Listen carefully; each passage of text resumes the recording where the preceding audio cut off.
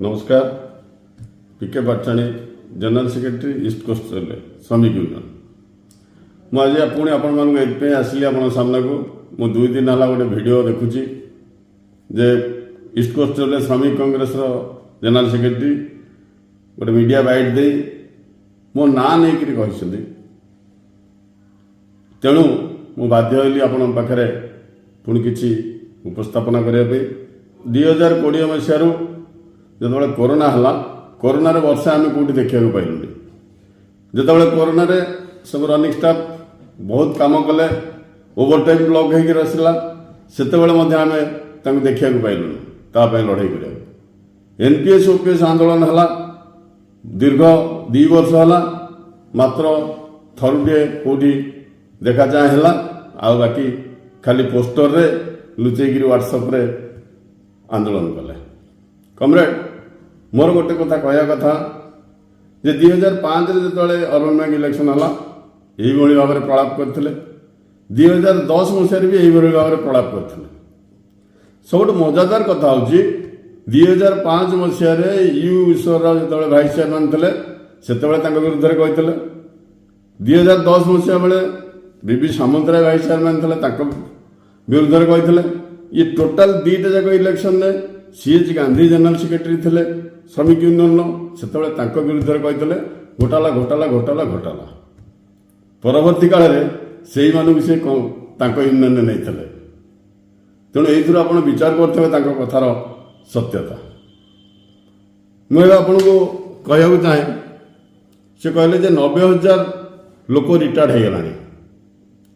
टिके स्टाटिस्टिक नहीं फिगर नहीं कथा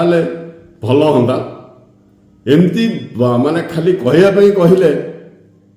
जे आजिकल दुनिया रे एते आरटीआई एते कथा एते इनफॉरमेशन सब मिलूची किंतु आपण खाली कहीदेवे जे 90,000 लोक रिटायर्ड हेले ताले कौन तो अनडिवाइडेड साउथ ईस्टर्न रेलवे बंद हो गला। मु आपन को इनफॉरमेशन दउची सुनंतु 2014 रु 14-15 रु 22-23 पर्यंत टोटाल अर्बन बैंक रे रिटायरमेंट डेथ बा मेंबरशिप विड्रो सबू होइछि समुदाय 50,048 लोक कर अनडिवाइडेड साउथ ईस्टर्न माने South Eastern South East Central East Coast. आ गोटे मजा कथा हूँ नुआ मेंबर भी होती 54,829 जन 4,000 अधिका नुआ मेंबर होती आसी जो डिविडेंड कहले जे लोक विश्वास करें आम ताकू घोटाला हो जाता घोटाला मझिरे माने डायरेक्टर रेजिग्नेशन देदेले ये करदे मु कौन ताकू पचारिकी मु बैंक अकाउंट क्लोज करी प्रथम कथा। द्वितीय कथा से कहले जे टंका बंटा है टंका किए क्या बांटुला टंका तो समस्त डिविडेंड पैसा समस्त अकाउंट रे डिपोजिट है जार दरकार है सी काढ़ी ना सबुठ मजादार कथा हूँ मात्र 40% लोक डिविडेंड नहीं 60% लोक डिविडेंड रखी तार इंटरेस्ट पाइबे। हाँ मुझे इलेक्शन हेले डिविडेंड मिलवा कथा किंतु आम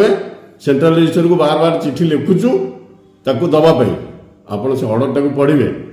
से लिखाई प्रोविजनल पेमेंट दिखाई जो इलेक्शन सरीज जनरल बॉडी हम से आउ थे डिसीजन हम तार इंटरेस्ट कौन हम केमती कैलकुलेशन हम से बॉडी डिसाइड कर जो मैंने रिटायर्ड हो जाइए जो 50,000 लोग रिटायर्ड हो जाइए से पचारतु से डिविडेंड शेयर कैपिटल के इंटरेस्ट दिखाई इंटरेस्ट दिखाई से रिटायर्ड होती जो आम जो मैंने मेंबर अच्छा से मैंने डिविडेंड नियंती शेयर उपर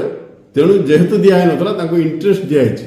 केते परसेंट इंटरेस्ट दिखाई पचारे सी कहे तेणु आपण भी एवं नुआ मेंबर कर डिविडेंड नवा लोक संख्या 59,000 होता डिविडेंड न नवा लोक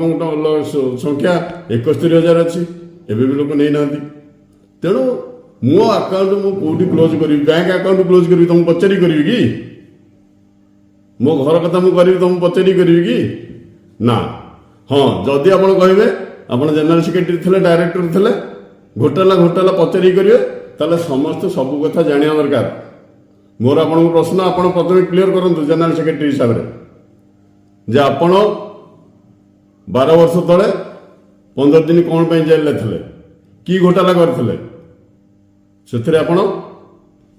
निर्दोष खलास होती ना से केस चालू रही आप जमीन अच्छा ना केमती अच्छा से प्रथम कहतु आपण को रेलवे केते विजिलेंस केस आप केते D&A केस होती आपको 10 वर्ष है प्रमोशन मिलूनी तार उत्तर दिंतु। आज जोड़े प्रश्न पचारि जिते थर कहे एमती आपण ना शह शह प्रश्न छिड़ा करी